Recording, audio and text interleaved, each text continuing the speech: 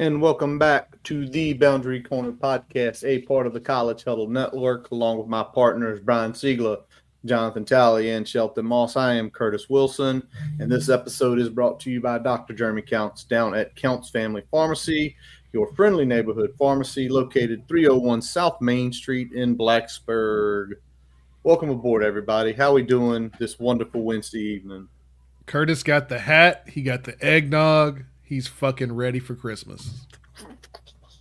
So ready for Christmas. I got one day of work. I claim I'm going to work Monday, and which means I'm going to log on and touch the button for 6 or 7 hours. But I'm ready. I'm ready for Christmas. What about y'all? Sheldon, how you feeling? You ready? I'm ready, man. I know it's a sign when I'm getting old that most of my Christmas wish list gifts are like household appliances and standard basic electronic devices to help me with work. So kind of takes the joy out of it, I guess. But still excited to see my family, I guess. No man, Sheldon's got that portable extra monitor for his laptop on his list. Yes, I did. Yes, that's exactly right. I did.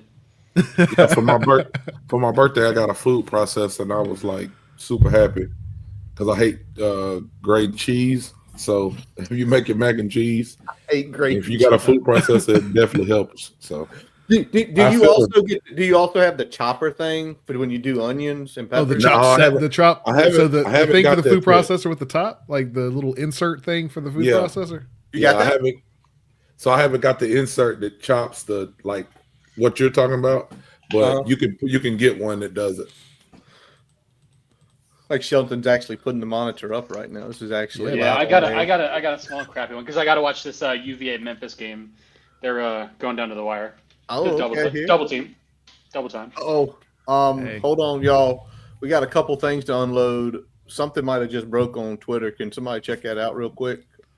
Our buddy Yost said big pickup. Who is it, Yost? I'm trying to get on Twitter. Live in living person. Let's see. Who's quicker? Us or him? I mean, I saw 247 said comms were down, but I haven't seen it. That was like 10 minutes ago. Colby Crawford, shout out to man doing the word. Sherrod Cavell has committed, so there is one. Hey, just in time, guys. Just in time. My boy Yost broke it for us. Yost, thanks, man. Thank you. Hey, coming through, man. We hadn't had the.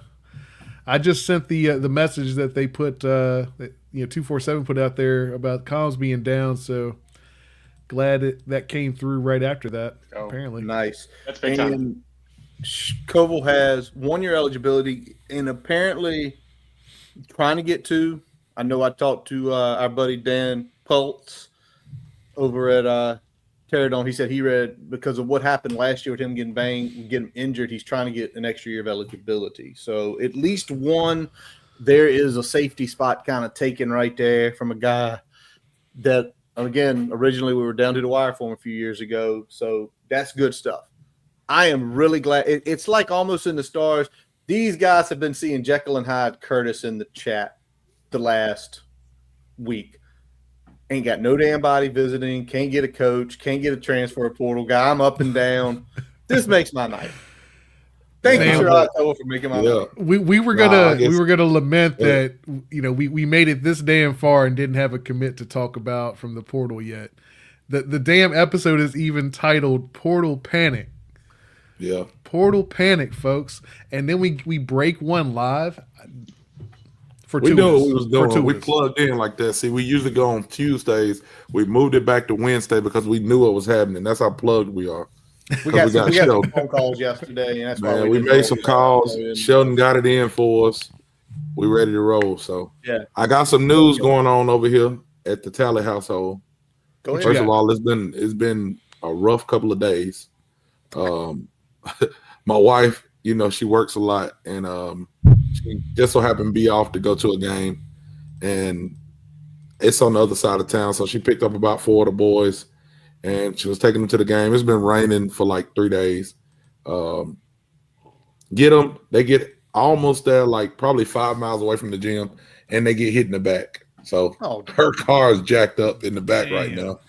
And then the next day we wake up and the upstairs bathroom flooded. So, oh no, that's been some fun stuff going on over here at the Telly household. But I can say, you always gotta have something good that happens with something bad. We got new internet. We got new internet at the house, and I am confident that we ready to roll. Fuck you, AT&T. We with Google Fiber now, baby. We got in the transfer portal for internet, and I think we're gonna be doing better now. So hopefully we don't have no glitches. Hey. If you got fiber, the only thing is going to be you got to get the whole home coverage. If you got that, I think you're set. Because yeah, man, that should be pretty. We had some. They added some stuff that I don't think we had with AT&T. They was, oh yeah, we got to put this upstairs, so you got range up here as well. I'm like, what the fuck? They didn't put no range up here. Is that why I kept on getting kicked off shift? But anyway, it's been working good, and I'm excited about it. So, Sheldon, when you talk about being older and enjoying things, like I got new internet for Christmas, so I'm happy, man. Nice. Oh man! Shout out Jerry. What's up, Jerry? Jerry is who I need to be talking to about household appliances. If y'all need to know anything, I don't know if y'all follow Jerry on TikTok. You need to message her and get to her TikTok. Right. Cooking, home furnishings, from her, home furnishings, everything. She is the plug. I'm talking about maybe like 2-3 years ago, she sent me a care package of spices. And when I tell you it was the bomb.com, baby. So shout out to Jerry. That's my sister. Shout out Jerry. All right, we got a lot obviously to unload tonight. We're going to be doing a lot of fun stuff. It's not Tuesday, but we're going to tell the truth about things. Obviously, we have missed. Since y'all we were last here, which was before the UVA game. We've had the signing of the class of 2012. We're going to talk about that. We're going to talk about the portal. We're going to hit a little bit on Witt's interview. We're going to obviously talk about coaching changes. A big coaching decision yesterday, but I do want to bring up something. And I'm going to also, if you don't mind putting it up there, Brian, from Steven, because it is something you do address with what happened. Unfortunately, Gabe Williams' father did pass away this week. And right now, I read his post. It takes me back. I was a very young man when I lost my father. And for him, for Hokie Nation, send him prayers, send him thoughts, send him whatever you can, good vibes, whatever you may believe in, whatever you may not believe in, to Gabe right now, because obviously through the holidays, losing a parent, one of those tough things. So Gabe, you were nice enough a few years ago to join us live and interview you. Your dad did a hell of a job with you, young man. And trust me, he will be watching down from you. And from just talking to you, I believe whatever you do in your life, you're going to make him proud. So just, keep your thoughts and prayers out there. If y'all have anything to say, gentlemen, y'all feel free. No, man, I think you kind of hit the nail on the head with that, man. That's definitely not news that you want to have to talk about, or, you do want to have to address. But when stuff like that happens, man, you never know what somebody's mind is, what somebody's, heart is, and how they're feeling. So just reaching out and saying, I'm thinking about you, we care about you, we love you, whatever the case may be. This is the time for it, man, because it's right around the holiday times. You lose a family member in that fashion, and then he's also dealing with an injury. Like you said, that young man is we've talked to him multiple times. He's been nothing but respectful, and again, like you said, Curtis, I think whatever, Gabe, if you watching, when you see this, man, I think whatever you do, like, first of all, Hokie Nation's got your back, and you're gonna make your family proud, man. So we definitely sending prayers up for the Williams family at this time. Yeah, obviously in this situation, nobody wants to be in this situation, and obviously already the mentals of recovering from an injury while you are mourning the death of your father. That's got to be just a whole lot on him right now. So anybody that can reach out and just let him know that they're behind him, that they're thinking of him. Yeah, anything like that can lift his spirits. So do that in this moment. And, like you said, Tally, like you said, Curtis, Hokie Nation's got your back. And we're riding with you through this regardless of, what the future holds for you. Absolutely. All right, so let's now turn it over to some more fun stuff, some more football-related stuff. And this started on Monday, I believe, when there was a rumor that Michael Vick was interested in potentially taking the Sacramento State job, which is way out in California, or the Norfolk State job, right down the street from where he grew up, down in the Tidewater, and announced yesterday Mike Vick is now officially the head coach of the Norfolk State Spartans. First of all, I know I texted Dwight last night and said, because that's his cousin, that's his family. That's a big step. It's a big thing for Michael from where he was, 15 years ago, 16 years ago. What do y'all think about it? I mean, I know we all probably have some thoughts. Anybody want to kick it off here? I think it's incredible, man. I'm gonna let Tally ride first. I know he's got a lot to say on this. So, I was just gonna say, man. I mean, you hear so much stuff about what somebody wants to do with the law. He don't want to do this, or he wants to do this, or you had people say, well, we should get Michael Vick to be the quarterback coach, or we should get Michael Vick to be the OC. And some people say he don't want to coach. He's making this money doing this, and you never know. You never know what somebody wants to do or what's on their mind to do. But now we know that he wants to coach. So, again, I met Mike in person, and it was 10 minutes of just me and him having a conversation at a Cracker Barrel here in Huntsville, Alabama, and he made me want to run through a wall. So I know when he gets in front of 17, 18, 19-year-olds, just having getting them prepared for a game and just talking about his life and things he's went through. And he's from that area. You know what I'm saying? He's him being from there, connecting with those kids and say, hey, whatever you're going through, I went through this stuff and I made it to this level, which was the highest level, number 1 draft pick, did everything just about that he could do with his football career. I think it's going to be incredible for, just him and the families and the kids that he'll be able to touch. And I'm excited to see where he goes from there. You know what I'm saying? Because you never know. And sometimes, for black men in coaching, you just got to get a start. You know what I'm saying? Like, for whatever Dion is, and I'm not trying to make it black and white, but I'm just saying sometimes there are politics that are involved, and you just got to get a start. Like, everybody knew who Dion was, and I feel some type of way about Dion for things he says or things he does, but I got to give Dion his credit. He went to Jackson State, and he did, for the most part, what he said he was going to do. He got Travis Hunter, for the most part, where he said he was going to get him, as well as other players that he's coached. So Dion got his start similar to, kind of what Vick's doing. So I'm excited to see where it takes him, man. I mean, I hope it crosses paths with VT because, man, we've used him for so much for 30 years or however long it's been.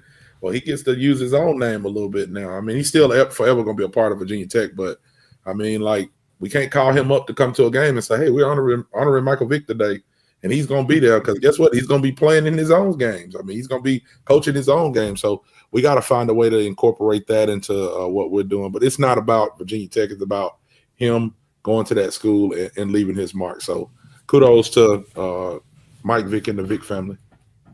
Yeah, I'm excited for him. I think this is a good opportunity for him to really, get a good start in college football. And it sounds like, he's been wanting to pursue this for a while. I know there was some flirtations, with some smaller pro leagues and things like that. So it's good to see him, get his foot in the door with college football here, doing it in his own backyard.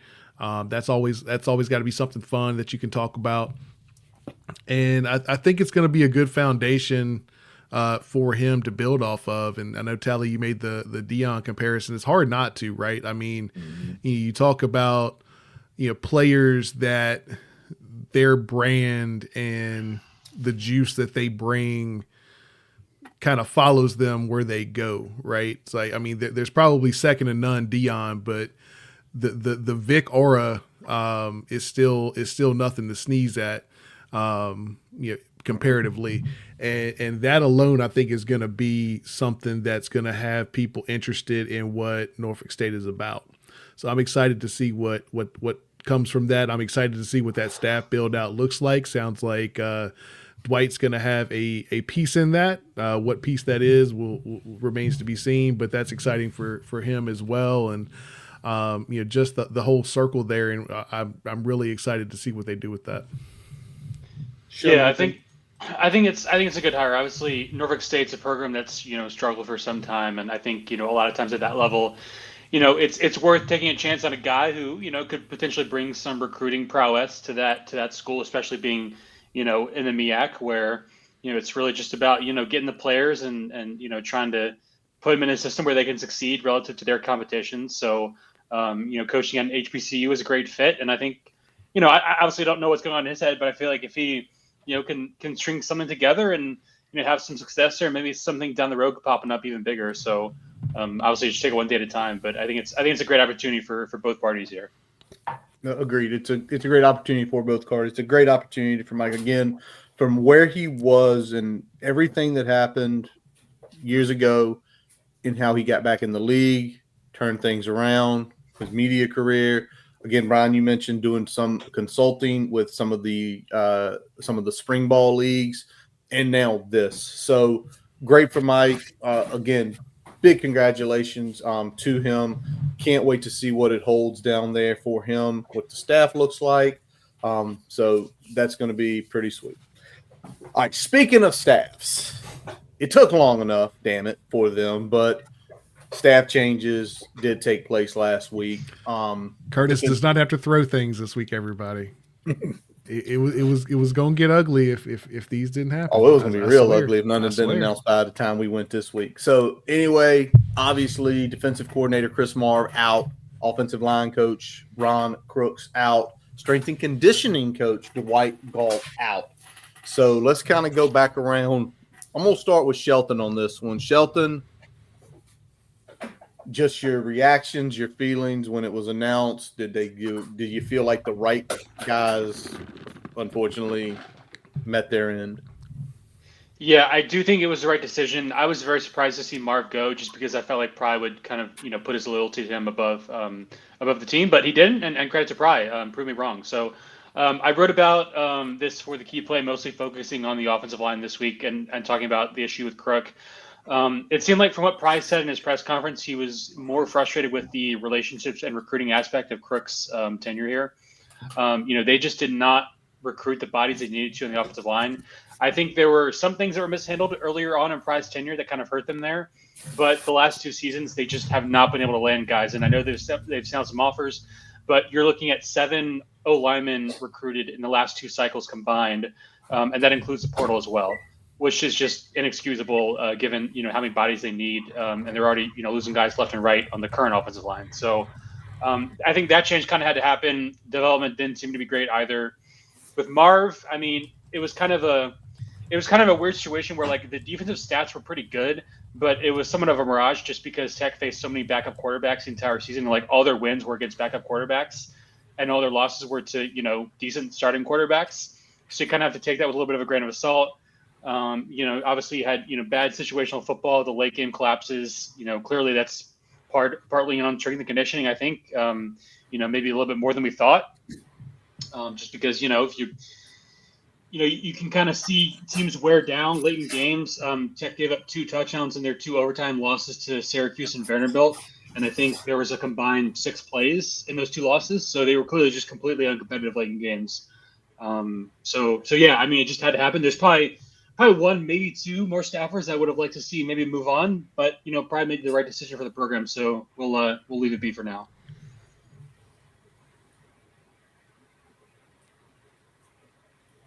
Curtis, you're muted if you're talking. Yeah. Tally, your turn. Oh, okay. Oh, man, where to start? Fucking fireball. Everybody can go. That's how I felt. You know what I'm saying? Get rid of everybody. You've been voicing that opinion for a month now. Everybody could go. Pry could go too if he had. We knew he wasn't gonna get fired because it just that ain't in the cards. But I don't know. It was kind of like Shelton said with the O-line recruiting. It was like, man, you can't win like that. You cannot not recruit the O-line or get anybody in the portal, or I don't know what we was doing.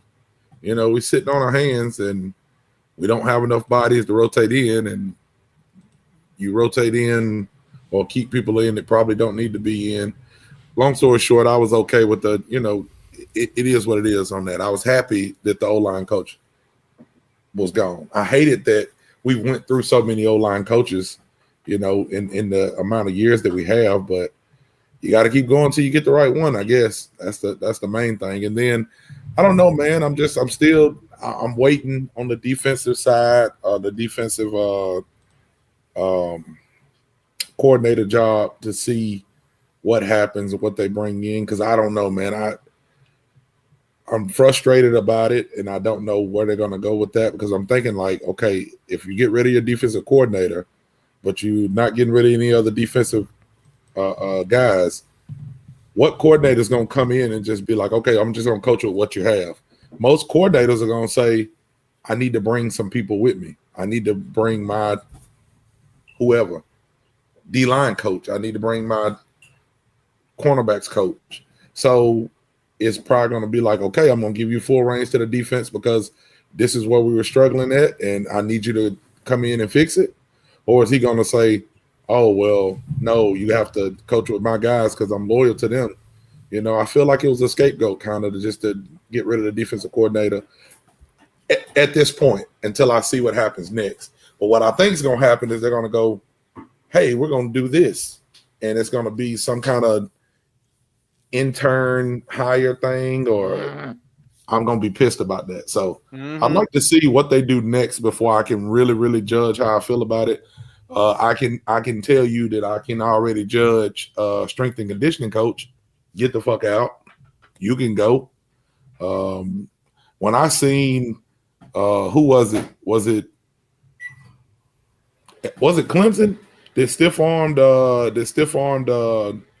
Kelly Lawson, and he started running like a werewolf on this. Like, who was that? It was somebody. Anyway, I was like, man, he looks too good to be not making those tackles. We ain't getting people to the ground. I think Shelton said, and I know I'm rambling a little bit, but I know Shelton keeps up with a lot of stats for me. And he talked about how unlucky Auburn was as a team.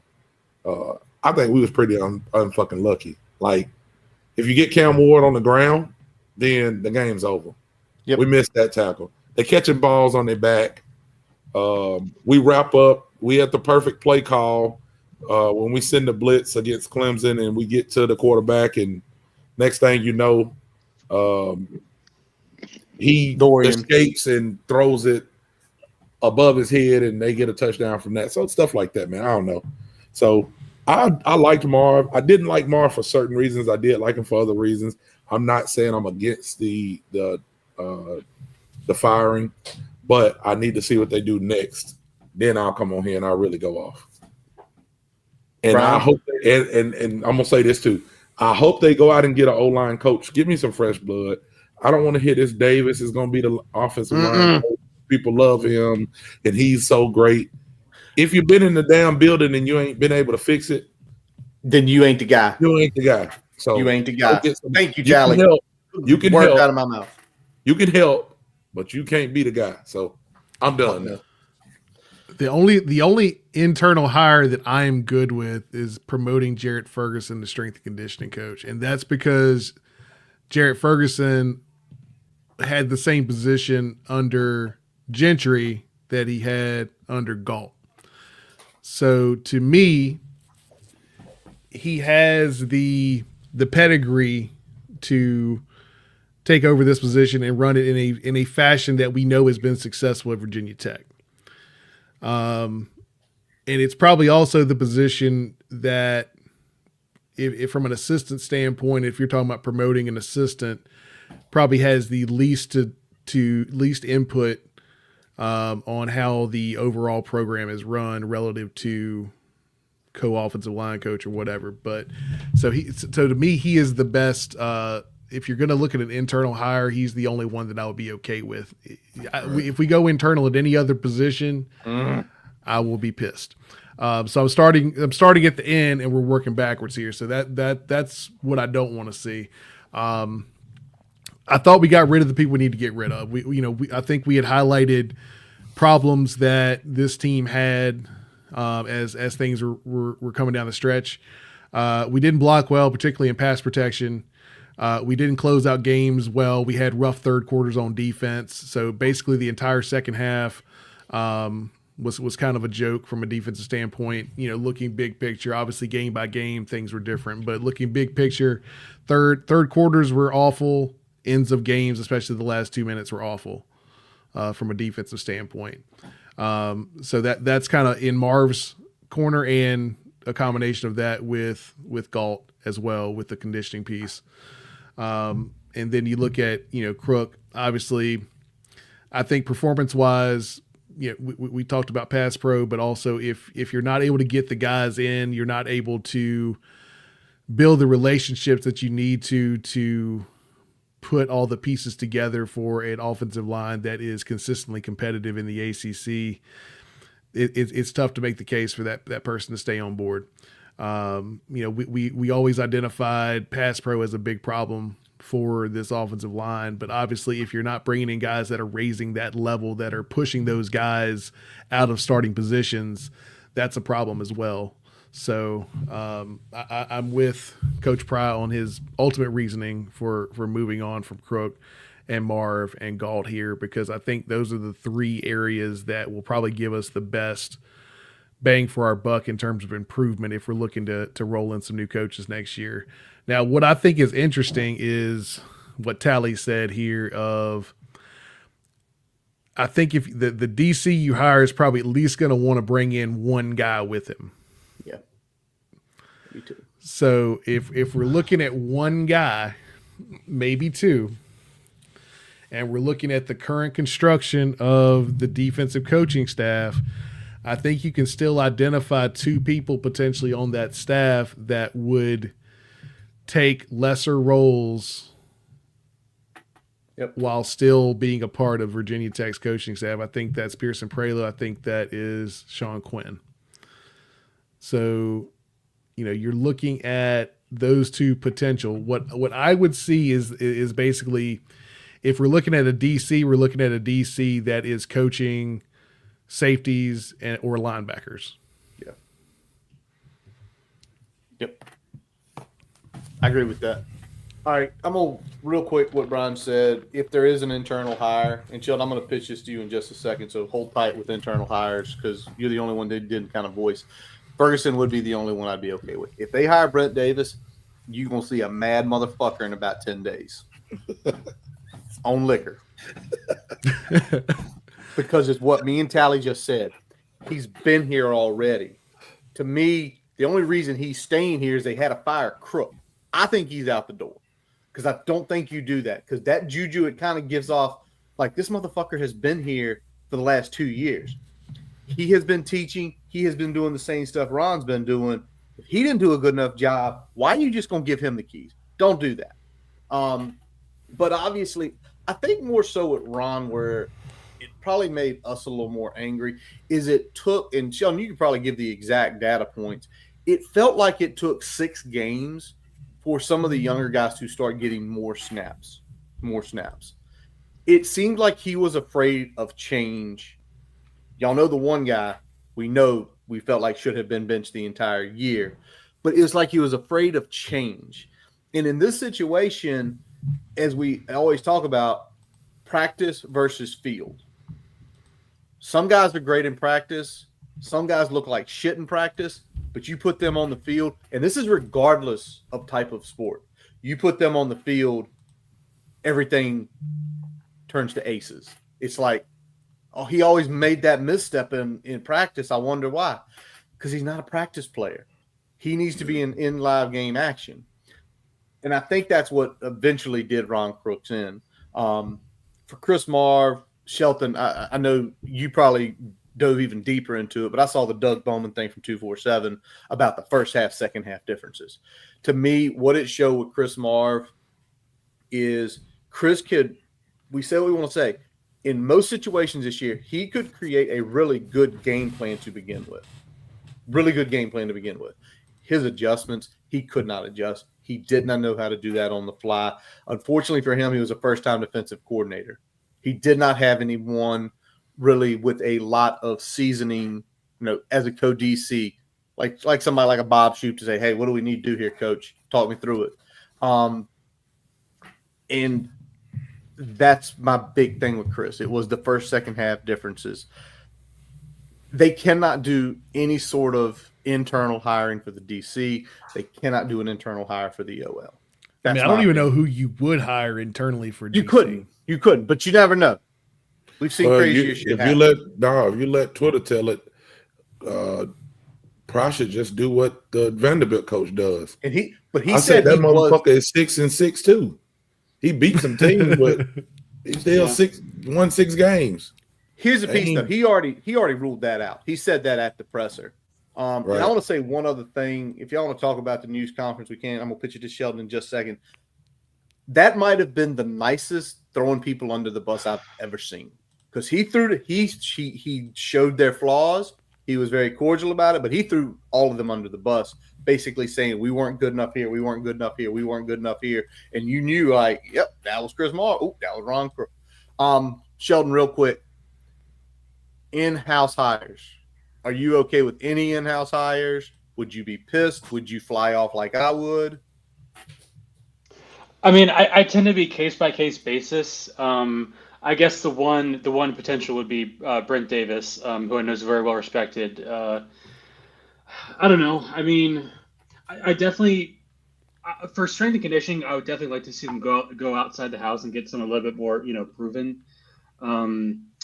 I think Pry over the last couple of years, Pry's really stocked up his staff with lots of VT guys, alums, Hokies, guys he's friends with, essentially people that he has connections with. And I'm not saying there's nothing inherently wrong with that, but I think there is a balance between going with people that you're comfortable with versus actually going out and expanding your horizon and kind of getting, some big time hires. So I personally would probably lean more towards, going outside the house and trying to get someone big time. I mean, because they've got decent money. I mean, Marve is making a top 35-40 salary, so I mean they've got some money to spend, and I just prefer to, if you can't have success with your current staff, the guys you're comfortable with, then why not get outside your comfort zone a little bit and kind of expand your boundaries, I guess. All right, so let's go with this next. Targets. Anywhere y'all read, anyone y'all like, I don't care the position. I'll flip it over to Brian. Is there anybody out there, Brian, that, again, we're not there yet. A lot of people are pissed. By the way, a lot of people are pissed. We just done phone interviews. This is stupid. That means they're probably trying to hire from good teams, right? Teams that made bowls, maybe teams that made playoffs. People, get your head out of your asses, okay? And if you're actually falling for that, like how stupid, how far behind are we? Like, no. If you're at this point and you're hiring, it's either teams that are playing playoffs or in a bowl, which means they're decent fucking teams. You want me to talk now? Sorry, man. I told you that pissed me off because people don't know how anything works. People think it's a video game and you can just click and hire the coach. That's how you do it. Hey, I'm with you, man. All right, I'm gonna approach this from two levels, and I've said this privately, I'll said this publicly, I'll say it on here, and it's probably gonna ruffle some feathers, and that's okay. Go for it.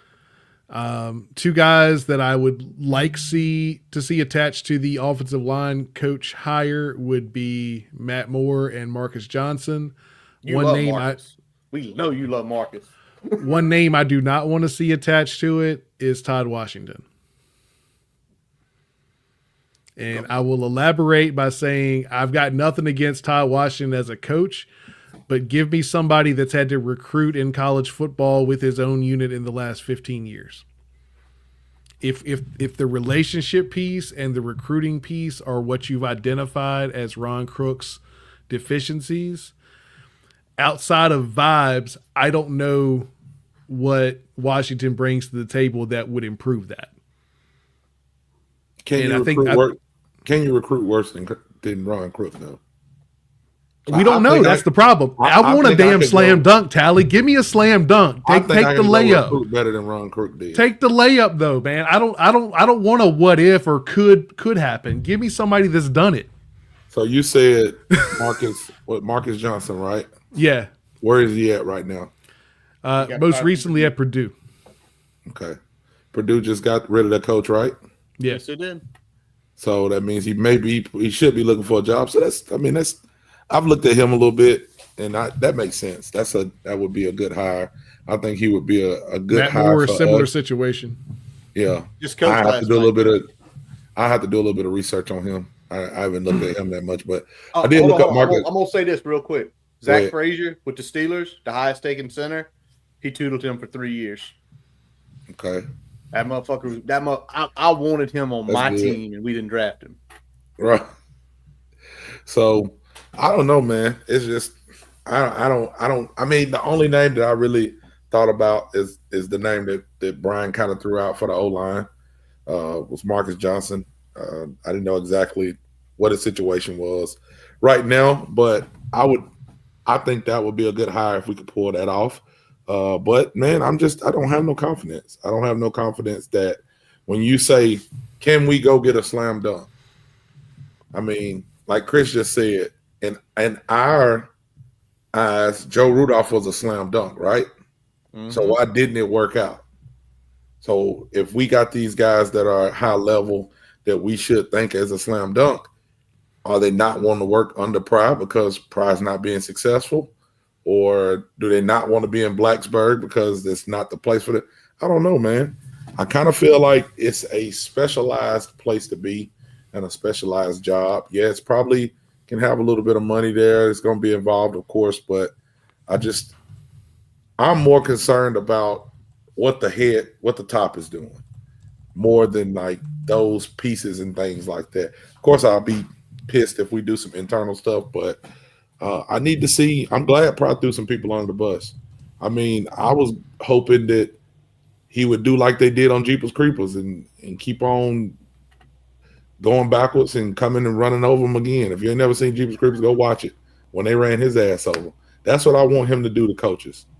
Because if it's me or you on the line, it's going to be you. I'm going to throw you under the bus so I can save myself.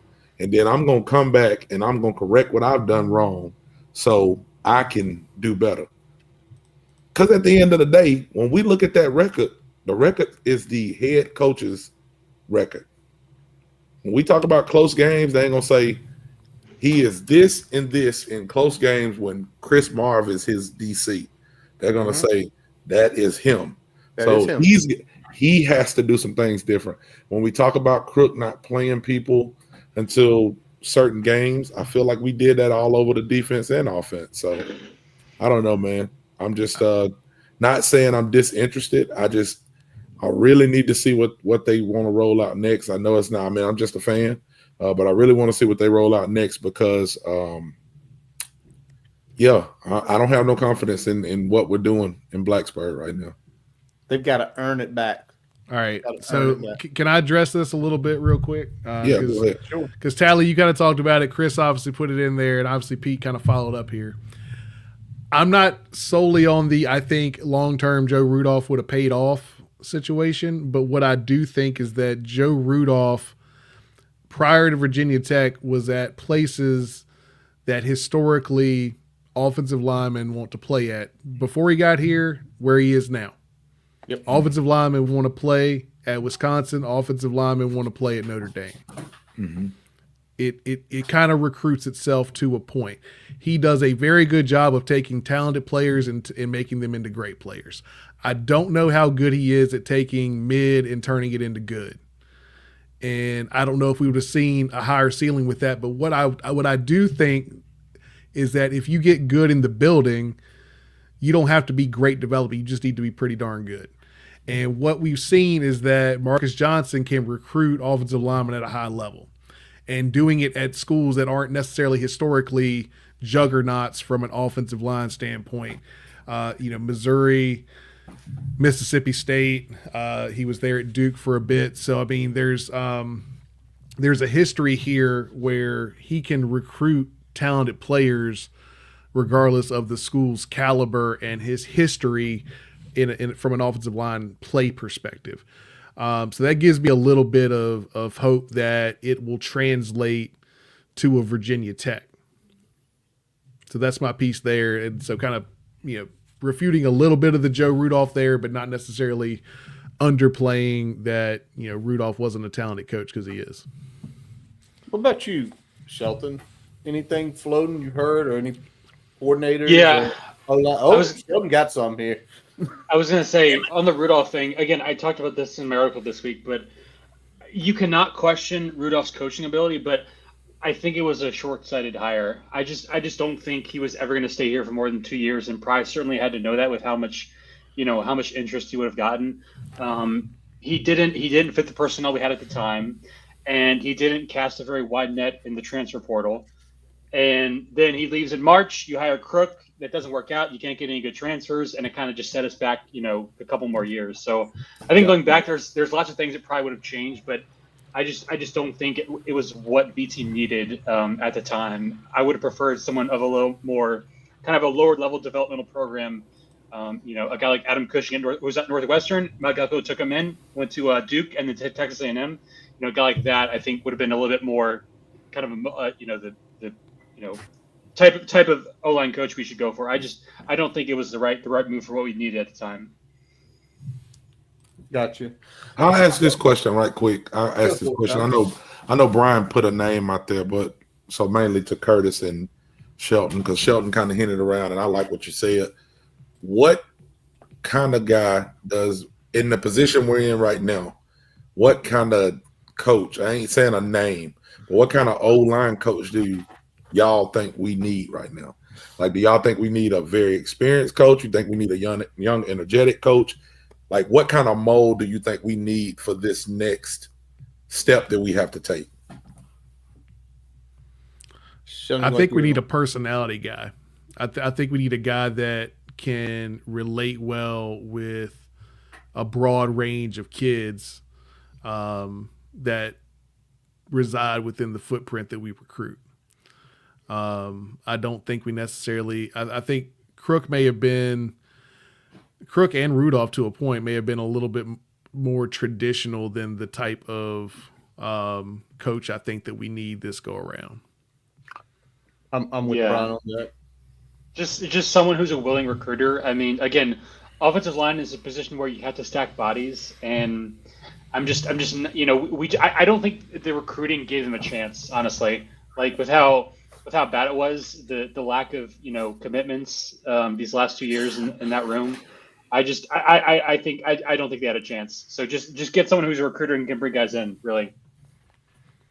Yeah, give me an energy, give me a younger guy, because you have to stack bodies, like y'all are both saying, like we're all saying, you've got to stack bodies in that room, and with a younger guy, is it a choice of LeVar didn't put a name in here, so I'm gonna have to look it up. But to me, you've got to go younger. And it's not necessarily that those young guys can't coach. A lot of them can coach, but you need energy. Like, you need to make that room believe again. You need to make them mean.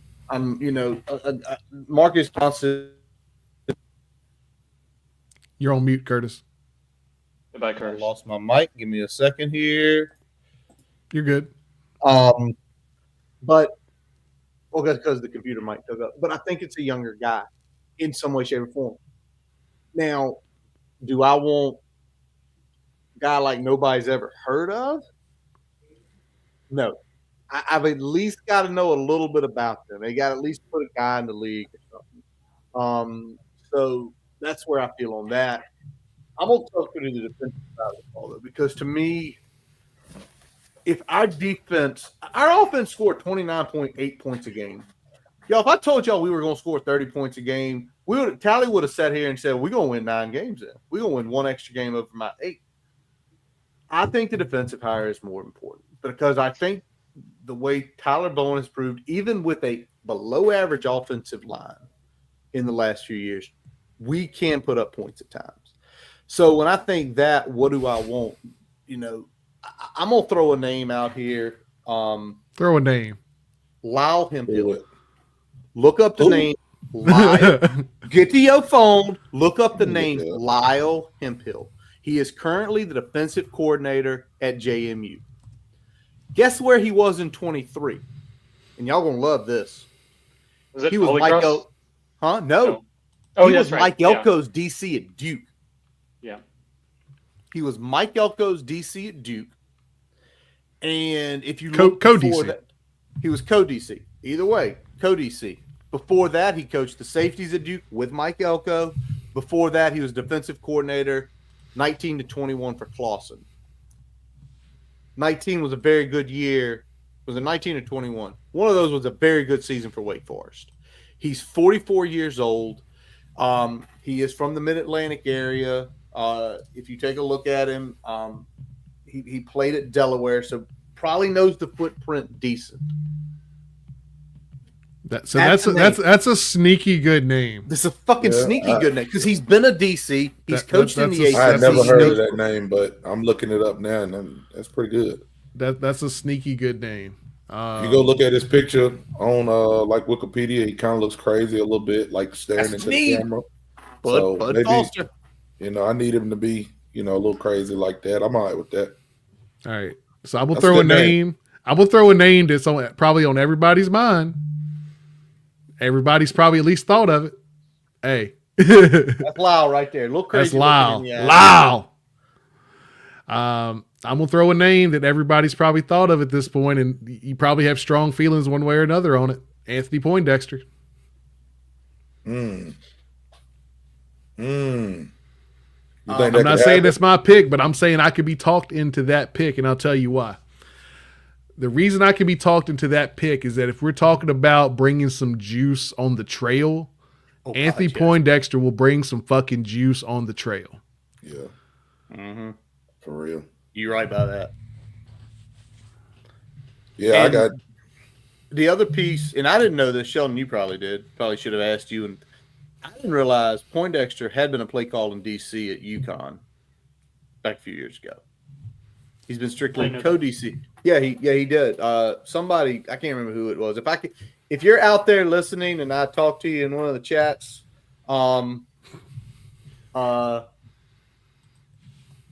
great, like he called plays. So he's been in that seat before. He obviously hasn't been up since he's been back at Penn State, but I like that name personally. I think the thing that would also it would be a half step back into the well from an experience standpoint, but you cannot argue with the recruiting side of things and being able to absolutely crush the footprint. Yeah. And I think to me, it's a calculated risk that I'd be willing to take from an overall experience standpoint relative to what we had with Chris Marve. But it does not give you quite as much in-game P5 experience as Lyle Hemphill. So there we go. Who's next? All right. Who's next? What's next? Well, I'm going to just say real quick to Mr. Graham out here, Robert Saleh's getting a defensive coordinator job in the NFL. It's not even a question. He might actually be back in San Francisco by the end of the year, and the alumnus Nick Sorensen, the former Hokie, might be getting fired soon. So yeah, let's actually go down and let's now. Y'all have anything else y'all want to talk about coaching wise? I think we all agree if a few coaches had to get fired, he fired the right three. And I said this to Dwight. I was texting with Dwight the other night, and I texted y'all too. I think it proved a little bit. As much as he's an inexperienced head coach, Tally, Brian, Shelton, I think y'all can agree with this. He did his first big boy move as a head coach. He fired his damn protege. You know how tough that is? Yeah. He known Chris Marve probably since he was like 19, and he fired his ass. Now, what was Chris Marve? He's got $2.5 million coming his way, but But what did you like? What? Yeah, sit on the ass next 2 years. But anything else from the staff? Do y'all think? I know Robbie put in here. He thinks that he could see more changes happening. Do y'all think we see more changes happening?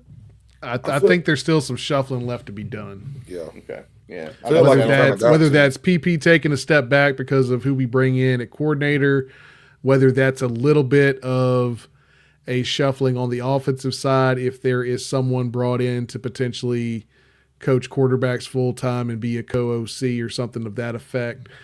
I'm interested to see what's going to happen on that side of the ball. I feel okay about defensive side of the ball because I think the steps that can be taken there are pretty straightforward without really rocking the boat too much. So I'm interested to see how that side of the ball shakes out. But I definitely see at least one or two of our current position coaches having some other title at the start of spring ball. All righty. Since we're going, let's close the book on that. Hopefully, the next time we talk, which should be about 10 days from now, we're talking about new coordinators. We can complain about them then. But let's flip over to the portal. I'm going to go with the good news before we get into all the departures, and that was at the press conference. Effectively, both Pop Watson and Kyron Jones are returning. So that tells me we do not need to go get a quarterback. I think with what we saw, we know Kyron what he can be. If y'all didn't hear today, we've known for a little while now about these injuries. Kyron was basically a damn mash unit all season. But we saw the glimpses of Pop. We're not going quarterback shopping this year in the portal.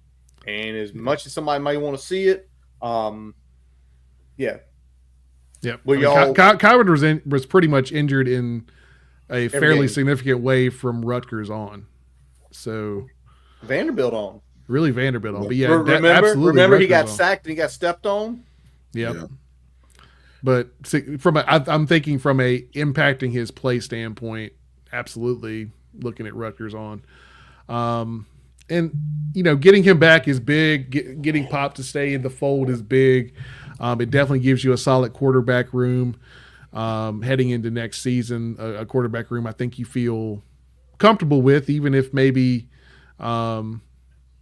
still some question marks, right? Because Pop is still young, hasn't played a ton of snaps. Kyron's got some injuries to come back from, may not get as much run in spring as you would like, right? So there's still going to be some question marks there, but I think we're still talking about a quarterback situation that is better heading into 2025 than I think we expected without having to hit the transfer portal. Tally? No, I agree. We touched on it. Like I said, man, I mean, we knew for a while, but Kyron was hurt. There's no excuses in football, but Kyron was hurt a lot. He got a lot of the blame of what happened to Virginia Tech this year. And, I mean, you could put some of the blame on the quarterback, but kid was hurt, man. He tried to give what he could give when he was on the field. In my opinion, sometimes I feel like he shouldn't have been on the field. Like if I was the coach, he wouldn't have been on the field. Somebody else would have been. But I was glad to see him come back. You know what I'm saying? I was glad to see him come back. And I hope he comes back and proves a lot of people wrong in some of his play, because I think we've seen what he could be. And even if he is, goes back to what he was last year, that still would have gave us probably 2 more games, this year. So I just want to see the kids healthy, man, see them compete. And it gives you competition going into the spring. Gives you a little bit of stability so you can go into the portal and say, hey, we do have this. Because for a while it was looking like, what do we have? You know what I'm saying? And that's a big thing to be able to go into the portal and say, hey, we do have 2 guys that we know are playmakers at the quarterback position. Mm-hmm. We just need to put some people around them so we can get to the next level. We know we got some young talent that they're stepping in. that I'm interested to see. That's why this bowl game, I know we'll talk about it a little bit, will be interesting to me. I still think we're going to get our brakes beat off of us, but I'd like to see, where we're going. And that's because of the offensive line. But whatever the case is, I'm glad to see both quarterbacks come back. But again, mainly for me, man, and this ain't on the fan shit. This ain't like me liking Kyron as a person. This is just me looking at it as a fan looking at football. You got your starting quarterback coming back, and then you got the backup that came in and showed some promise coming back. Looks like he's put it together, and he's coming back. They both decided. You don't see that in this transfer portal market that often, and you definitely we haven't seen it in Virginia Tech. Like, we didn't have a returning quarterback for how many years? Like, we kept changing them, like no stability. So, I'm interested to see what we put together. What about you, Shelton? Were you shocked, surprised, happy, unhappy? A little surprised. I mean, I didn't think they'd keep both of them, especially, they're due to get paid. And I guess it was nice to see that, Pop wasn't the type of player that's going to, ask for some giant bag and then dip like, Mose did. I just, it's you're good to see, it seems like he's a maybe I shouldn't have said that out loud. I don't know. But whatever. I mean, I think they're both. I think most people knew that. I think people know now. They don't know the number, but they knew the circumstance. They knew the circumstance. Yeah. Yeah. Well, he's gone anyway, so I don't care. But it does seem like they're both. Kyron and Pop are both very much, team first players. They're not gonna, cry about it. They're not gonna quit. They're just gonna keep, grinding. So it's good to have both of them back. And competition brings out the best in people. So. I think I've heard some people say, like, if you have two quarterbacks and have one, like, well, we don't even know if we have one. So I think, just compete and that'll make you better and hold yourself accountable. And, Pop is a pretty good insurance policy as well. 100%. All right. I don't know where Tally went. Tally, you still there? Where the hell did you go? He ran away. Oh, that's all right. We'll bring it all back together. Obviously, if y'all haven't, check out Colby Crawford 247, keeping up with the list. This is so much. The list is so much bigger than last year. FCS guys, G5 guys. We're starting to see now more P5 got P4 guys. Is it ever going to not be the P4? But as much as we know guys are out there, obviously Koval coming in, obviously a lot of visits and stuff. We got to talk about who left. So I want to start with whoever wants to start. What's the one hurt you the most? When Chaplin. No fucking. It's not even fucking close. Chaplin. Okay, just making sure anybody else didn't have to do anything. Now that I say that, we know Chaplin has committed to Auburn, and I know Shelton and Tally were talking about how unlucky Auburn was this year. Correct. Were you shocked that he went there first? I was. Over Ole Miss, South Carolina, who were the two projected front runners, who were teams that close to the playoff. Charlie says he was. Yeah, I definitely was. I mean, being here and seeing kind of, what Auburn is. I mean, I've always kind of kept up with Auburn from being from here, usually like more Auburn players. So, and their traditions and things like that. But I never seen him like being an Auburn guy. That just kind of threw me for a loop. I didn't hear his name associated with them. Talking to some of the Auburn fans and like you said, I was looking at some of the teams that I thought like what we had heard he had offers from and things like that. So Auburn never like was on the radar at all to me. But when they're like, hey, he committed to Auburn, I was like, why? Number one, like that was the first thing. But then when I look at it, I'm like, kind of what Robbie said, like Freeze was at Liberty. Freeze knows how to recruit. He knows how to get what he wants. So, and it's probably a good situation for Chaplin monetarily. You know what I'm saying? Like he's getting what he wants. So I wish him the best, but it was definitely a hard pill to swallow that he left and then for him to go to Auburn, because I'm like, they're not even going to a bowl game and you went there. So sometimes it's about money, man. You know what I'm saying? Sometimes it's about money. Sheldon? Yeah, Chaplin was the one guy, maybe Wood said and you could throw him in there as well. That I really, really did not want to lose. Like I was on DEFCON 1 if we lost him, and we did. And maybe it's not the end of the world, but it's just hard to constantly replace quality starting O linemen. And again, like you talked about tonight, like the staff just hasn't done a good enough job recruiting in that room, and I think it's going to really hurt them next year. So can't really spend that one, man. It's tough. Yeah, when you've identified your offensive line coach and your offensive line as a unit as an area you said you need to upgrade, and you lose probably the best two pieces that are returning on that unit, and we'll talk about the other one here shortly. That stings, right? Mm-hmm. And I'm not saying there's not a price that I wouldn't be willing to throw out there, but it would have probably been at least a little closer to what the whispers were. And I'm thankfully, after June, there won't be question marks of what's getting thrown anymore. There will be certitude of what's being thrown, not just these whispers and rumors and hearsays and second hands and all that bullshit. But I would have personally been okay with matching what I have heard was the official offer, not the shit that got peddled on the board's offer. So that's where I am. I'll say with Xavier, I think, because there were things flying about the coaches and wanted to step up and, okay, all that, whatever. What I always get more pissed off, maybe shouldn't, because it's these guys, it's their livelihoods. If something happens weird in spring and he shatters his leg into a billion pieces, Xavier Chaplin for the rest of his life is probably set with what happened going to Auburn. He's probably set. But it always kind of hurts to say, like, if he had went to South Carolina, I know a lot of people would have been pissed. Oh, Shane stole him from us. It's like, no, Lenore Sellers is a good fucking quarterback. They got a good team returning next year. And now they're getting this left tackle piece who's really good. Or Ole Miss, even though Jackson Dart's not returning, we know Lane Kiffin can coach offense. He's going to put that together, and it's like the missing piece. With those, it would have been like, okay, he's going to be the guy that puts them over, and that's why they paid so much for him.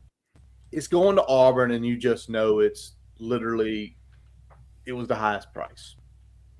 He probably walked in, this is what they want to give me. If you give me X amount of dollars more, I'll commit here today. But again, it's his livelihood. We talked about Mansour. We all felt could have went last year. Shocking to go to LSU versus going pro.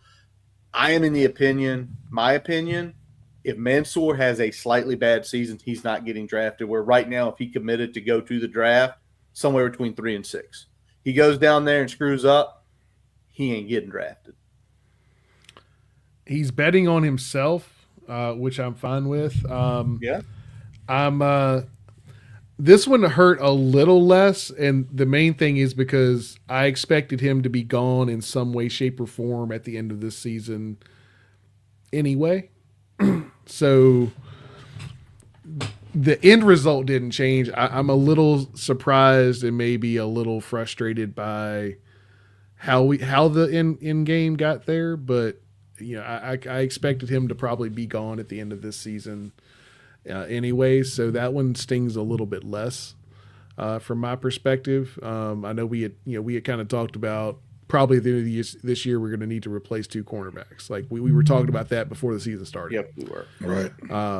So, and that's why something like getting Drones and Pop back is big, because we kind of thought whether Drones goes, makes a bigger jump, or whether he returns to Virginia Tech, we thought we were going to either lose him and Pop was going to be the guy, or Pop was going to go because Drones is back for another year. So in that room, it feels like a bonus. In this room, it just kind of feels like this was expected anyway. So it is what it is.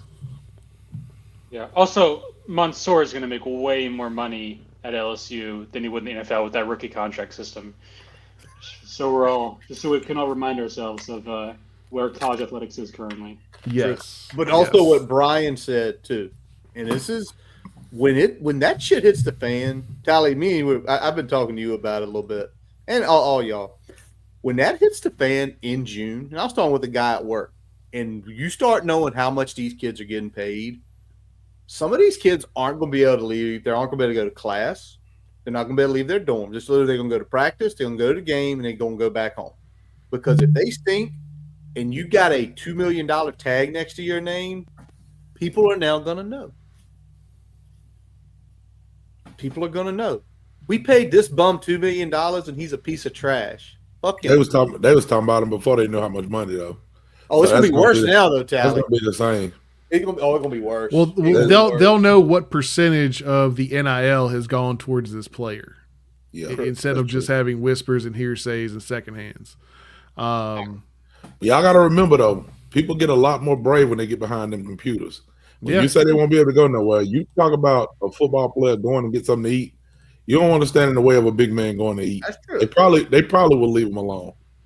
Because I kept telling people, like, again, love it, hate it, I don't care. People used to give Billy Ray all kind of shit, and I was like, y'all do know that's a big motherfucker, right? He's a big motherfucker. Yeah. So, I mean, what y'all do all that typing and talking and stuff, you say it to their faces, it's a little bit different. Not saying nobody will, but I'm just saying I don't think that is going to be There's a lot of people that talk shit behind their keyboard that wouldn't say not a damn something word. like that to not their a damn face word. for sure. All right, real quick. Mansour gone to LSU, Xavier to Auburn, Gunnar Gibbons committed to Vanderbilt today. Of all the other guys, I know Brian mentioned Braylon Moore, so a little bit. Of all the other guys, who's your one that you were kind of shocked to see going into the portal? Mine was Braylon Moore. Besides Chaplin, I was like, he leaving? You know, not that I didn't think he could. I was just like, I didn't think that was happening. And then when I seen predictions to LSU, I'm like, is he gonna go to LSU and start? That's what I want to know. He has not committed yet. Right. But I just said, like I said, prediction. So I don't know, man. I don't know. It's not that nothing really surprises me anymore. It just kind of sometimes you got some head scratchers. But in this climate that we're in college football, like nothing surprises me with the transfer portal. Yeah, I mean, it's frustrating thinking that, all right, so our offensive line isn't great, but the two most important positions on it, we feel pretty solid about. Right. And then both of those guys are in the portal. One's already committed somewhere else. Yeah, I was actually looking up to next year like, man, I think we're going to be, in a little bit better position next year with some of the pieces that we got, because I feel like once we move this person and you give this person more time, the offensive line has more time to be cohesive. Yeah. And we get this piece back. And, I think that this receiver is going to be a little bit more dynamic because this guy was hurt. And then, boom, first day you get hit with the two pieces that you don't need to leave. The offensive line are freaking gone. Yeah. And then in our mind, I already got the mentality of Ron Crook taking 7 linemen in 2 cycles or whatever the case may be. It's like, we ain't going to get nobody else. Like, what are we going to do? So I have been disengaged with it's frustrating because like you said, Tally, like you look at, Chaplin locked in, Moore locked in, you feel like Garrett with another year's season could be an upgrade from Parker, right? At least we talked about he might even be an upgrade this year from Parker. You get Meadows, you get Cunningham, you get Ganem another year of seasoning for that interior. You're like maybe we start making a little bit of movement here, and then you lose your top 2 on the line, and now you're like we got to scramble a little bit. Right. And I think you still feel okay about those other guys, and then you still got how Schick still has another year of eligibility. I don't fucking know, but he does. You got those guys. I think Schick is my age. He's got to be my age. He's approaching it. So you got those guys coming back. So you still feel about as good as you did about those other spots, but now your 2 most important spots you got to backfill. Right. And so there's a trickle down of now you went from having 6, maybe 7 guys you feel pretty good about to now having maybe 5 guys, and they don't fit into the 2 positions that are the most important. Sheldon, anybody else on here that shocked you and you saw it? I don't know about shocked. I mean, I was surprised Mose left just especially because it was kind of for dumb reasons, as we discussed. But I don't know. I mean, it seems like they've kind of backfilled that spot. So I don't know. I mean, you get rid of a few walk-ons. There's probably some scholarship guys you'd like to keep around, but for the most part, I think it's kind of just a standard roster shuffle. Getting outside the two linemen. So not too worried about it. I think it's more so the concern is just bringing more guys in. And you're not going to do that until you start filling out the staff again. So right, kind of a wait and see type of thing. You got to backfill. There's a lot of moving parts, and even once those coaches come on, there's probably still going to be some more slight shuffles there. So it's going to be interesting to see what we do here. And I think that's why sometimes I hate having these portal discussions, because it's such an incomplete piece until everything kind of wraps up. It's also they need to change the frame of when it's done. This is the worst. Yeah, and I get why they do it, because of the start of the spring semester. So there's a tighter window. In a perfect world, we'd back the season up a little bit. We'd finish everything by the 1st of January, and then we could actually have some fucking time to. Yeah, everyone can explore their options before the start of spring semester. But that's not happening. I think, at least not in the short term. I think, well, the season's going January 20th this year. I couldn't tell you. All schools are different with their time frames. I think it starts January 2nd next year. I think there's an 18-day portal window from the end, or the 4 games on New Year's Eve, New Year's Day, and then to the Sunday of the national championship. I don't think they're going to change until they back the season up at least a week. Dang, but back the season up a week though. That's the issue. They're not going to be able to back. You're already playing games on week 0. Everybody just fucking start on week 0. What happened? It ain't gonna happen. All right, I'm just saying you're already playing a primetime game on week 0. Just back the bitch up a week. It ain't gonna happen. It just ain't gonna happen. Because ESPN controls it all, and they stupid. Let's roll on. I wanted to just hit the Witt interview real quick. I know for me, I wasn't shocked, but pleasantly surprised at the number that will roughly be, $17.5 million with the revenue sharing for football, next year. Yeah. 20.5 total. Anything else from that interview that stood out for y'all? Just that number, because it's wow, it's a ton of revenue sharing numbers that obviously, with the way the state of Virginia is set up, you can pay the players right there without any blinking. Nothing else. I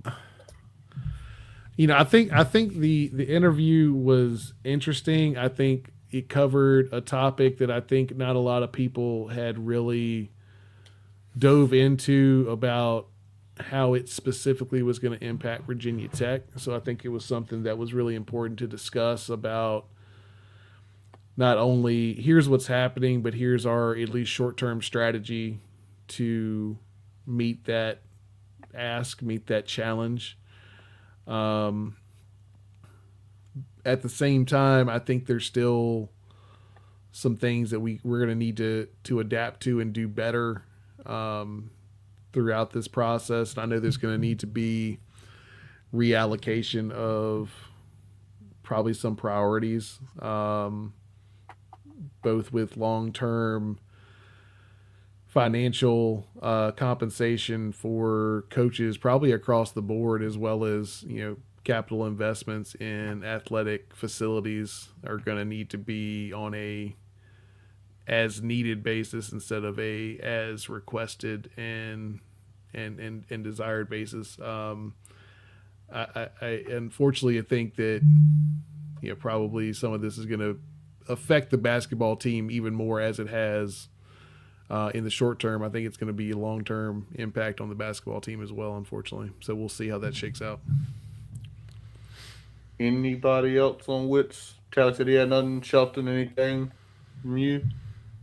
Good chance to kind of get Witt out there in public and speak to the fan base a little bit, kind of calm some tempers. I mean, he's not the not the best public speaker, so having him kind of a controlled environment where he can kind of lay out the groundwork for what VT is doing to be proactive in NIL spaces, I think is pretty good. So, and it sounds like the university has kind of been very forward thinking. So I think there's some things to be positive about. As always, there's going to be an arms race, and Tech doesn't have the biggest coffers, but I mean they're certainly trying. So gotta be excited about that at least. 100% on that. All right, let's flip it. As y'all know, we are brought to you by Counts Family Pharmacy, your friendly neighborhood pharmacy, 301 South Main Street. Let's talk about the class 2025. We're not going to get too in-depth and talk about all the players and everything. First of all, 11 of the 19 will be on campus for spring, which is really freaking good. Big story of that day was the Jamari Deloche flipped at 7 a.m. on signing day, becomes the second highest guy in the class, a top 10 player in the state. Did it make y'all feel good at least? Like you're sitting here and it's like you think the class is all made out, and then all of a sudden, oh, we got a flip. My first thought was, it's probably like the 26th ranked player that going to JMU. And then, no, it's not. It's actually someone pretty elite. Right. And in a position that we need players. So definitely was a pleasant surprise because I didn't see that coming, and I was happy about that. So love when, I mean, I guess even through the Fuente era, it was just like, I love what they do for signing day now. Pry and Company. Like, that's just fun to watch. The whole production's good. I know people bitch about it. That's just because that's what they want to do. But the production is good. The interviews with the families and stuff like that, that's just entertainment. Besides how you feel about where football's at, like, that's entertaining. So just watching that, man, it was cool. And besides that, it's just like, okay, you kind of know who's going to be there. You want to see what they're going to say, but you know it. And it's been like that for years. Like I said, even when Fuente was here, but to have, or if somebody was going to flip, they was flipping away from us. But to have something, good, positive happen, is like the cherry on top. So I was excited about it. Yeah, it was nice to see us, other than the early flip, which I think a lot of us knew is, once he got offered that offer, he was going to take it. The staff really holding this class together despite a lot of adversity for the team throughout the 24 season. Including, I think some may or may not have known at the time, but the coaches being shown the door. Holding that class together was really important, especially getting a flip there at the end with Jamari Deloche. So, I mean, I think, this class is, composite about kind of where we've been, but as far as average recruit rank, pretty solid. Top 30 in the average recruit rank, so almost 10 spots higher than the composite rank there. So it's going to be interesting to see what what we can do with that. But I'm excited about this group. I think it's a deep group, even if it's not a ton of super top end folks in the class. Anything on this, Sheldon? I know you do not follow recruiting as closely as you once did, sir. No, for the sake of my mental health, I do not. And half of these guys are going to transfer out. Some are going to get injured. Some of them don't perform well. Like, I mean, you just don't even know. Like, so it's true. But it does seem like it's kind of in line historically with kind of where VT's at from an average recruit ranking perspective. So if you bring them in, develop them, retain them, hopefully you can kind of do something good with it. So it seems like a pretty good class. All right. So, Sheldon, if you want to go off camera and eat that yummy food you were talking about for the next 5 to 6 minutes, feel free to. So we don't have to ask you any more questions. But I will ask Brian and Tally this, and I'll chime in with my own. Who is y'all's favorite recruit of this class? Tally, you go first. I'll let you go, but you'll let me go? I mean, the obvious pick is going to be Jeffrey Overton Jr. for me because for Virginia Tech purposes, you know what I'm saying? Like, looking at a running back like that and being able to recruit one out of high school, we haven't done that well lately. I know some people got excited because he got the big bump towards the end, but he's been that the whole year. So, I mean, he is an explosive running back, and I feel like he is the kind of playmaker that we need at running back. So definitely was excited about him. But just for selfish purposes, Probably my favorite recruit would be Michael Matthews, just because he's a two-sport guy. He plays baseball. So me and my son have kind of talked about him and watched him, and I've watched his progression, and not just watched him in football, but watched his PBR stuff in baseball as well. There's some videos out there about how he prepares for games and baseball tournaments and stuff. So it's just that's pretty exciting to me. So I would probably say, just selfish purposes wise, probably Michael Matthews. That's you, Siegler. I like Overton as well, but to be a little different, I'm gonna go with a little Halifax seasoning here. I'm gonna go with AJ Brand out of Irmo, South Carolina. Pops played at Curtis and Mines High School. Is in the Halifax County Sports Hall of Fame. Emory Henry Hall of Fame. Emory Henry Hall of Fame. He's a ODAC legend. So, coming from that pedigree, playing the level of talent that he's playing down there in Irmo, South Carolina, in Columbia, that's a big deal. Took it wire to wire at the state championship, lost by on a late field goal there at the end. So that was a tough one to swallow there. But I mean, that's a guy that did it at the highest level down there in his state, and is coming to Virginia Tech to improve on that. Yep, and he was the Gatorade Player of the Year down there as well. Nice. AJ's for real. Keldon's for real as well. I think bringing 2 in was very smart. But I'm going to go for another 2 for here, and I think it's probably more exciting because of what they are. And it's Brett Clatterbaugh. Oh, yeah. Up in Culpeper. And then Noah Chambers up at DeMatha. Yeah. They're both 6'1". Noah for me. Noah for me. but both of them are linebackers. They are linebackers. They're 6'1", 6'2", 215, 225 already coming out. They play the positions. And we've been saying we need linebackers. Yep.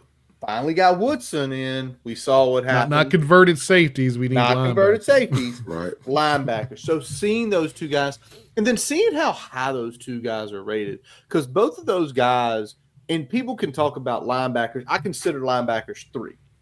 So if you're getting a top 150 linebacker, you are getting a legitimate D1 linebacker. Right. Clatterbaugh is 68. Chambers is 89. Yeah. They are both legitimate linebackers in this class because you got middle, weak side, strong side.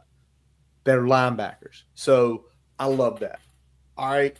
Now I'm going to ask this because we've mentioned our favorites and why, but who has to hit? You look at this list and say, if that MFer hits right there, it's good things. Mine was, is it to still take over? what you said. No. To take what you said, mine would be Clatterbaugh. Like, just looking at it and looking at what the staff is. Brent Pry is a defensive guy.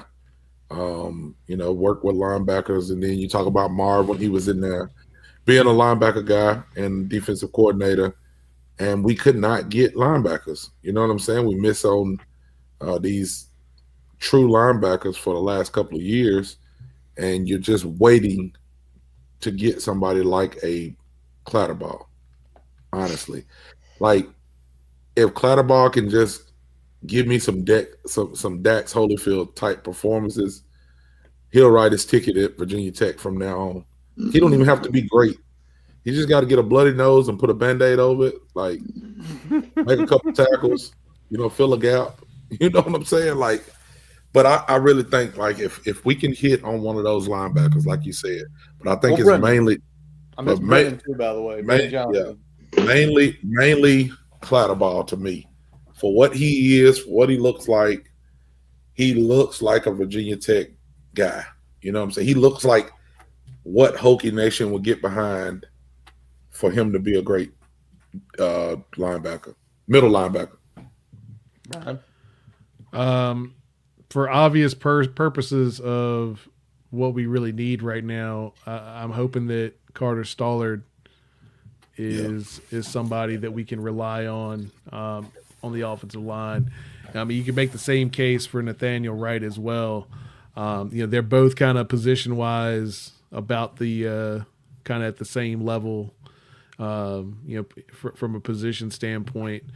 I just think we got to start hitting on some of these offensive linemen, and right. I know we're probably talking about a cycle or two before they're going to see any sort of significant playing time. Just that's the way offensive line works. You're not going to get a ton of true freshmen, getting significant snaps in games. But I need those two guys to have been hits and good evaluations by this staff because we're going to need them in the near future.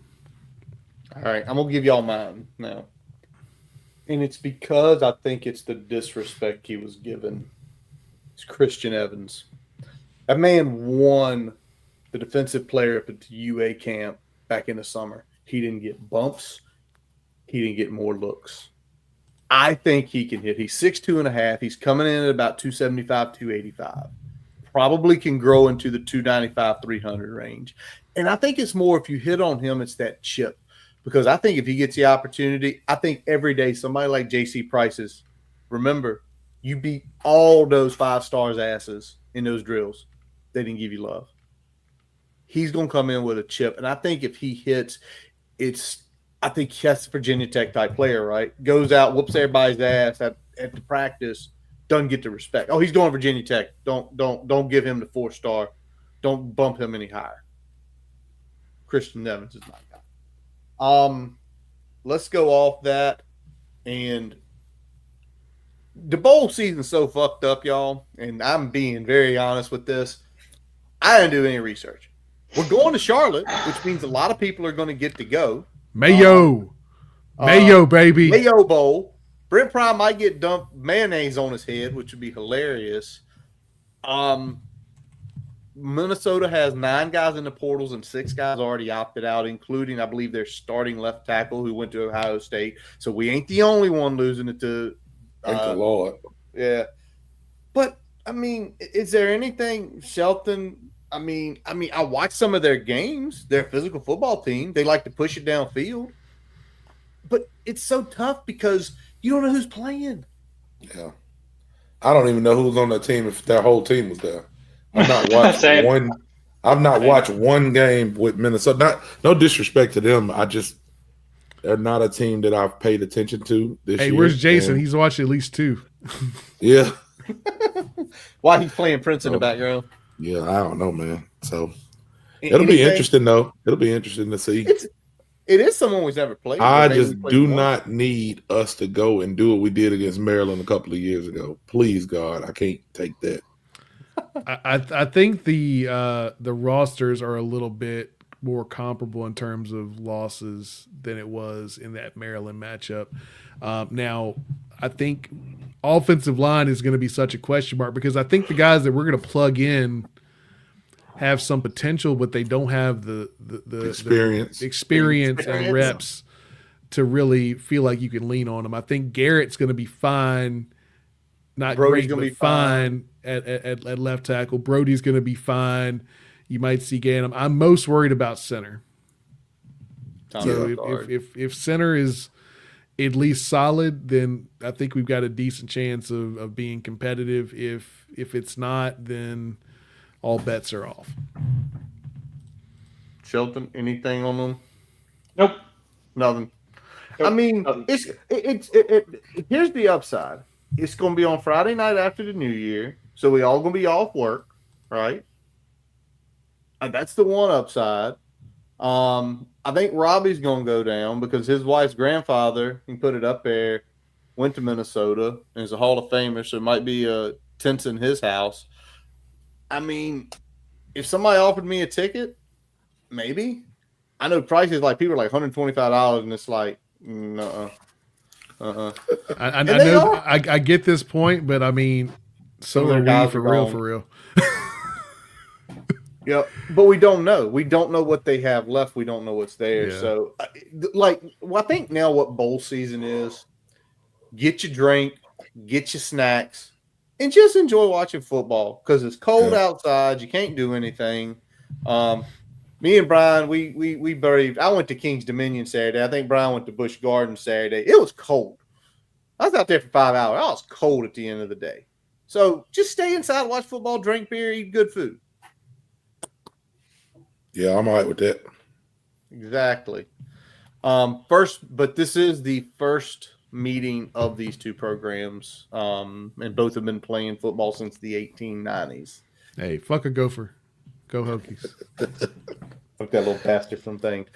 But now, as always, even though we do not have a musical melody this week because the man wanted to take some time off and it was fine. He'd done 12, 13 for us. We are going to pick the first 4 playoff games because it happens this Friday. It's some intriguing matchups all across. It's basically going to be on your TV Friday night, all day Saturday at the home fields. The ticket prices are ranging. Notre Dame's going like $4.75 a ticket. Penn State is cheap as $60, and people are like, this is stupid. Why is Penn State going so cheap? And I think I've heard multiple people say, do you know where State College, Pennsylvania is? You think Blacksburg is tough to get to? Yeah, at least an interstate runs a few miles away from Blacksburg. So we are going to make picks here. We'll go in order of the game Friday night. We are picking against the spread. Everybody you see on the screen here, along with our contributing writer Miranda and our music man Jason. So where are we starting, Brian Siegler? We are starting in South Bend, buddy. And this, when we talked about the potential good matchups, this was, I think, one we mentioned because we wanted to see Notre Dame get a home game. We want to see Penn State get a home game just to create some intriguing December matchups. We got it. It's here. I think this is going to be closer than what Vegas has. They've got a 7.5 spread there with Notre Dame favored. I think it's going to be a little less than a touchdown. I think the Hoosiers are going to come to play a little bit. So I'm going to take the Hoosiers here. I think it's still going to be a Notre Dame victory, but it's not going to be over a touchdown. All right.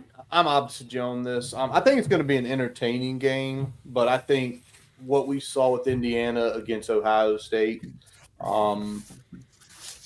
you saw when they got out talented, it just didn't work.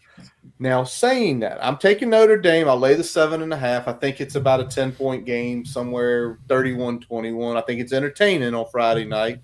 But I think for Indiana, and I think we're going to see this weekend across the spectrum, what do the underdogs do to win these games?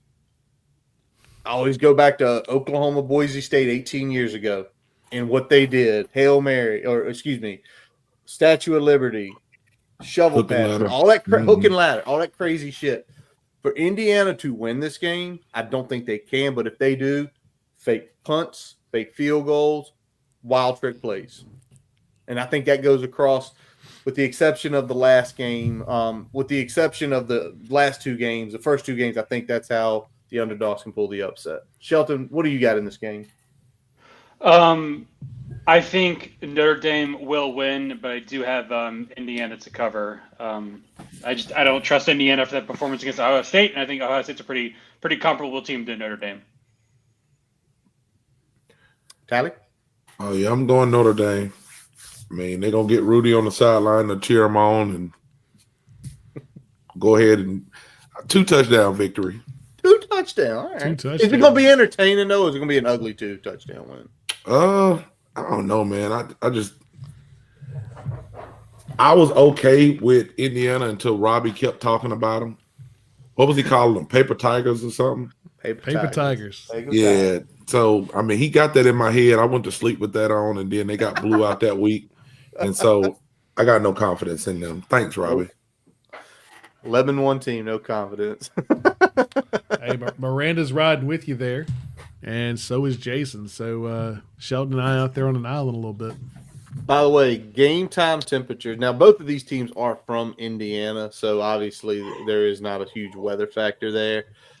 28 7-mile-an-hour winds. There is a slight chance of snow showers Friday night in South End. Yep.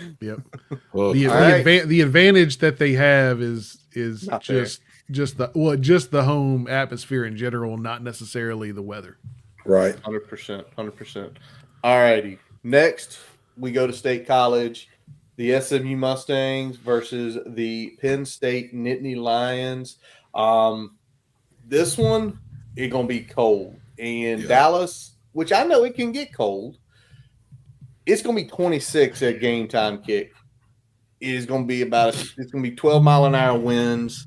Penn State laying 8.5. Brian, what do you think on this one? Mountain cold is different than plains cold. True. So for that, I'm going to give Penn State the advantage, but I'm not going to give them 8.5. I got SMU losing, but it's going to be on a late field goal. All righty. Definitely different in the weather with the cold and of where you live, because 31 place ain't 30 the other. I think 8.5 is too much. I think what SMU did just a couple weeks ago down in Charlotte proved they're going to be able to handle a physical defensive line, which Penn State has, which Clemson has. Similar to what I said with Indiana, they're going to have to pull some tricks out of the bag. But this is like, of all the games where it's you look and say, well, they don't have a shot against them. I think SMU does have a shot. I really do. I think SMU has a shot to pull off the upset. James Franklin's record in basically ranked games, it's not great. And also the big thing that went out there this week, I know y'all saw it, the backup quarterback is gone. Yeah. They do not have a backup quarterback. So if Drew Allar were to get popped, I don't know who it is, because the backup, the guy is effectively effectively thought he was going to get a shot next year. Jim going to the game. Nice. Wrap up, Jim. Don't freeze out there.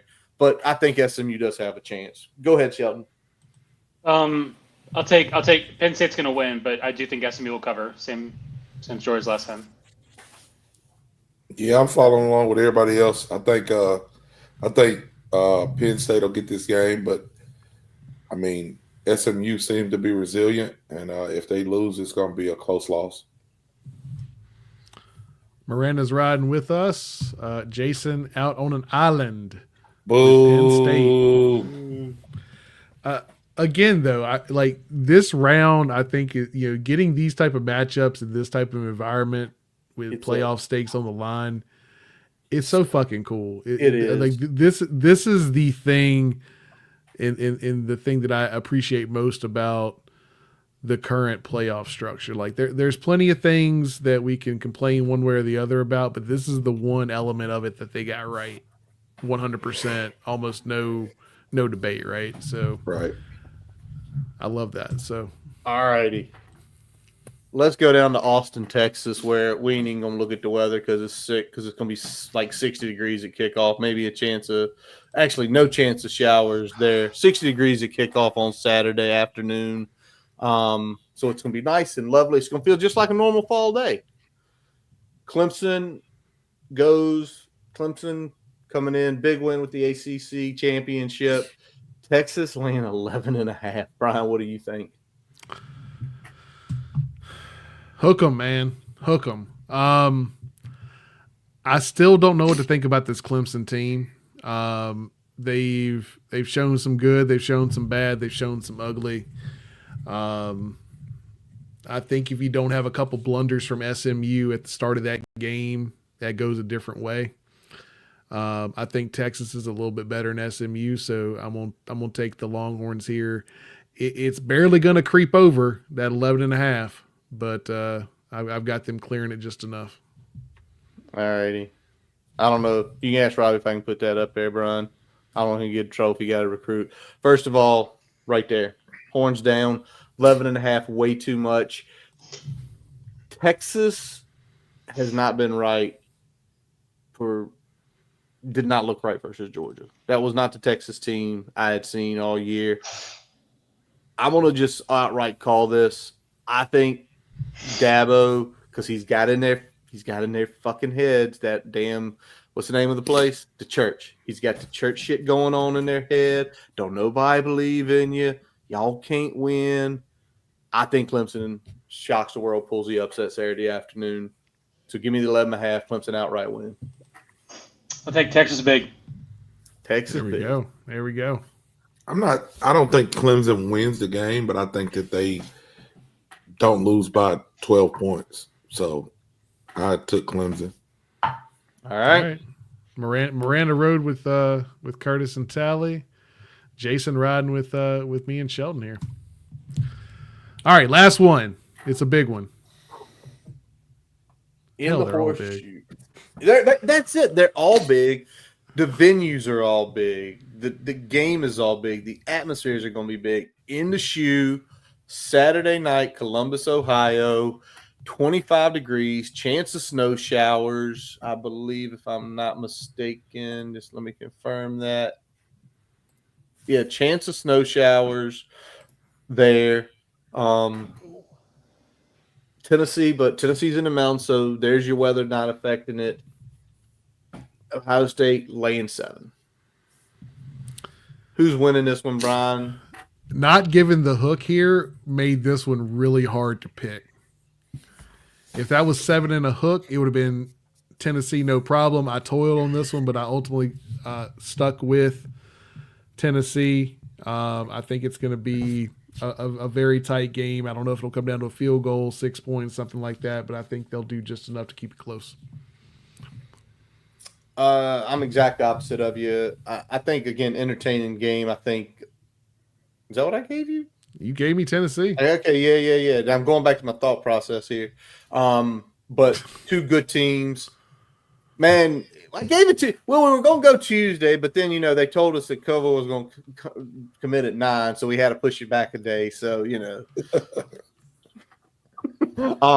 But I've got the receipts if we need receipts. You do. And now that you put it up there, it's like I'm kind of where Brian was. 7 is just not enough to lay. These are two good teams, two good defensive teams, two teams with firepower, two teams with damn good running backs. Somebody tried to tell me Tennessee's running back's better than Henderson. Maybe it's just my Virginia ties. I think Henderson's better than the kid from Tennessee. But Tennessee, Ohio State wins. Tennessee covers in a war in the cold. Sheldon? The Bucks. Ooh. Give me the Bucks. Ooh. Miranda said Ooh. Buckeyes. Jason, the Halifax boys riding together. Vols. House divided. I think it's going to be some entertaining games regardless. Again, it's great to see in these atmospheres. I think that's what we've wanted for years, and now we're getting it in the highest of stakes of games. So has anybody else committed to make me, get off the ledge? I think we're good, but I feel a whole lot better than I did when we pressed record and go live right before the Koval announcement came out. So right. Yep. All right. Power four guy. Looks good. Looks good. Yeah. He's going to be playing safety and not nickel like he was playing this last year with Clemson, been injured this year. So I think it's going to be a more natural fit for him. Right. He looked really good at Clemson when he was playing a true safety. So let's do it. Let's hope so. All right. Well, with that does wrap up this episode of the Boundary Corner podcast, brought to you by the Counts Family Pharmacy in Blacksburg. I'm Curtis Wilson. Brian Siegler. Jonathan Talley. And I'm Sheldon Moss. We are part of the College Huddle Network. Check out our website, boundarycornerbt.com, to listen to all of our episodes. While you're there, follow us Twitter, Facebook, Instagram. Subscribe to the YouTube channel where quite a few of y'all are watching tonight. We really appreciate that. Also, favorite podcast source, Spotify, Amazon, Apple Podcasts. As always, even though he did not play one tonight, Jason Long usually plays us in, he plays us out. Check him out on his website, jasonlongmusic.com. That will link you to all of his music everywhere, his live shows down in the New River Valley. And as always, again, we are near the end of the year. In 10 days, the expectation is we will give a state of the program. I'm not sure all of us will be here, but most of us will be here. 12/27, and there's going to be some friends of the program coming along for the ride. And y'all know how we ride on state of the program. We appreciate y'all all out there for listening. And as always, let's go. Hokies.